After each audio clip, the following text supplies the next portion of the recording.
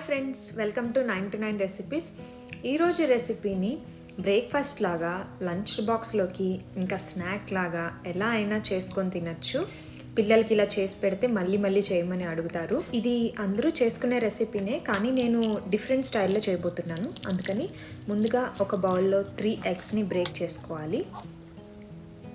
ఇప్పుడు ఇందులో సన్నగా కట్ చేసుకున్న ఉల్లిపాయలు, ఇంకా క్యారెట్, టొమాటో ముక్కల్ని కూడా వేసుకొని సరిపడినంత ఉప్పు, కారం, చిటికెడు పసుపు, జీలకర్ర, మిరియాల పొడి కూడా వేసుకొని బాగా కలుపుకోవాలి.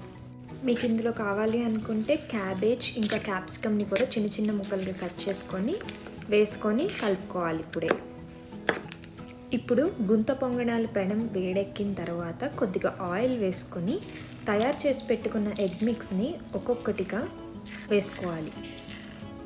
ఇలా వేసిన తర్వాత కొంచెం ఆయిల్ వేసి మూత పెట్టి 2 నిమిషాలు లో ఫ్లేమ్లో కుక్ చేసుకోవాలి. తర్వాత ఫోర్క్ సాయంతో తిప్పుకుంటూ 2 వైపులా కూడా కుక్ చేసుకోవాలి. ఛానల్ని ఫస్ట్ టైం చూస్తున్నట్లయితే సబ్స్క్రైబ్ చేసుకొని బెల్ ఐకాన్ ప్రెస్ చేసుకోండి.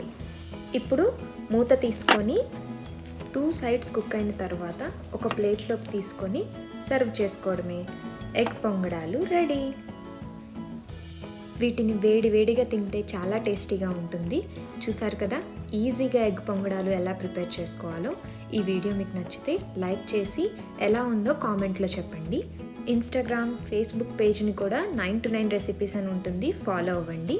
Thanks for watching. Have a nice day.